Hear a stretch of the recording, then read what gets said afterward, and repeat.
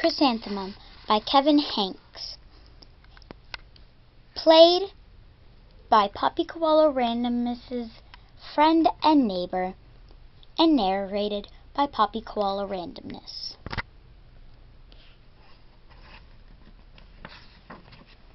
The day she was born was the happiest day of her parents' lives. "She's perfect," said her mother. "Absolutely," said her father. And she was absolutely perfect.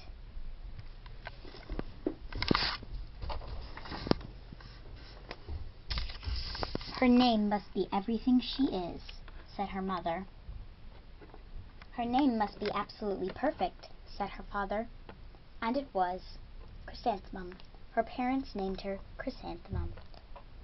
Chrysathemum grew and grew and grew, and when she was old enough to appreciate it, Chrysathemum loved her name. She loved the way it sounded when her mother woke her up in the morning. She loved the way it sounded when her father called her down for dinner. And she loved the way it sounded when she whispered it to herself in the bathroom mirror. Chrysathemum, chrysathemum, chrysathemum. Chrysathemum loved the way it looked when it was written with ink on an envelope. She loved the way it looked when it was written with icing on her birthday cake. And she loved the way it looked when she wrote it herself with her fat orange crayon. Chrysathemum, chrysathemum, chrysathemum. Chrysathemum thought her name was absolutely perfect. And then she started school. On the first day, Chrysathemum wore her sunniest dress and her brightest smile. She ran all the way to school. "Hooray," said Chrysathemum, "school!" But when Mrs. Chud took roll, everyone giggled upon hearing Chrysathemum's name. "Dawn, here. Eve, here. Louise, here. Al, here. Les, here. Kay, here." What was that, Kay? Here. Okay. Max, here. Sue,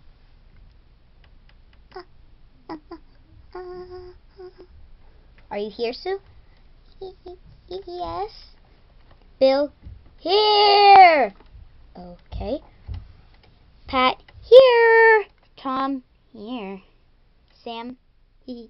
Ken, here. Ken? He said here. Okay. Joe,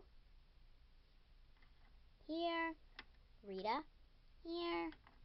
Victoria, here. Chrysathemum, here. What is everybody laughing about? Chrysathemum. "It's so long," said Joe. "It scarcely fits on your name tag," said Rita. "I'm named after my grandmother," said Victoria. "You're named after a flower." Chrysathemum wilted. She did not think her name was absolutely perfect. She thought it was absolutely dreadful. The rest of the day was not much better. During nap time, Victoria raised her hand and informed Mrs. Chud that Chrysathemum's name was spelled with 13 letters. "That's exactly half as many letters as there are in the entire alphabet," Victoria explained. "Thank you for sharing with us, Victoria," said Mrs. Chud. "Now put your head down." "If I had a name like yours, I'd change it," Victoria said as the students lined up to go home. "I wish I could," thought Chrysathemum miserably. "Welcome home," said her mother. "Welcome home," said her father. "School is no place for me," said Chrysathemum. "My name is too long. It scarcely fits on my name tag, and I'm named after a flower." "Oh, pish," said her mother. "Your name is beautiful. And precious and priceless and fascinating and winsome, said her father. It's everything you are, said her mother. Absolutely perfect, said her father. Chrysanthemum felt much better after her favorite dinner, macaroni and cheese with ketchup, and an evening filled with hugs and kisses and parcheesi. That night, Chrysanthemum dreamed that her name was Jane. It was an extremely pleasant dream. The next morning, Chrysanthemum wore her most comfortable jumper, and she walked to school as slowly as she could. She dragged her feet in the dirt. Chrysanthemum, chrysanthemum, chrysanthemum, she wrote. She even looks like a flower, said Victoria, as Chrysanthemum entered the playground. Let's pick her, said Rita. Let's smell her, said Joe. Chrysanthemum wilted.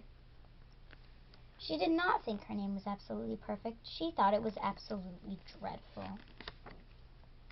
The rest of the day was not much better.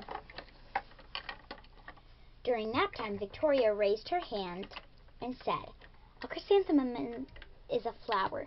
It lives in a garden with worms and other dirty things.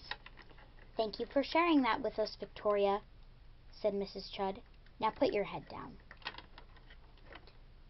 I cannot believe your name, Victoria said as the students lined up to go home. Neither can I, thought Chrysanthemum.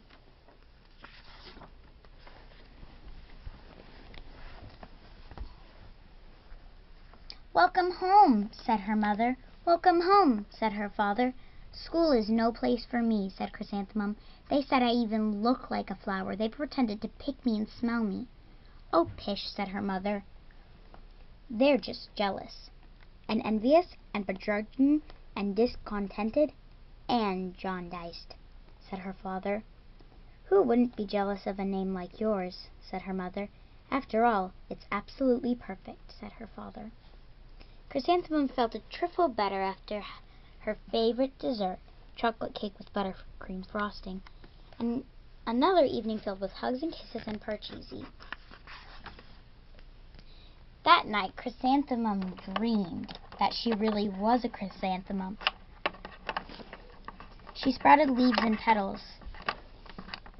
Victoria picked her and plucked the leaves and petals one by one until there was nothing left but a scrawny stem. It was the worst nightmare of Chrysanthemum's life. Chrysanthemum wore her outfit with 7 pockets. She loaded the pockets with her most prized possessions and her good luck charms. Chrysanthemum took the longest route possible to school. She stopped and stared at each and every flower. Chrysanthemum, chrysanthemum, chrysanthemum, they seemed to say.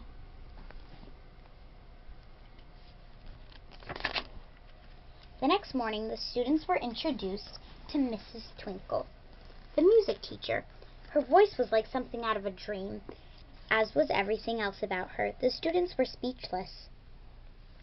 They thought Mrs. Twinkle was an indescribable wonder, and went out of their way to make a nice impression. Mrs. Twinkle led the students in scales. Then she assigned roles for the class musical. Victoria was chosen as the dainty fairy queen. Rita was chosen as the spiffy butterfly princess. Joe was chosen as the all-important pixie messenger, and Chrysanthemum was chosen as a daisy.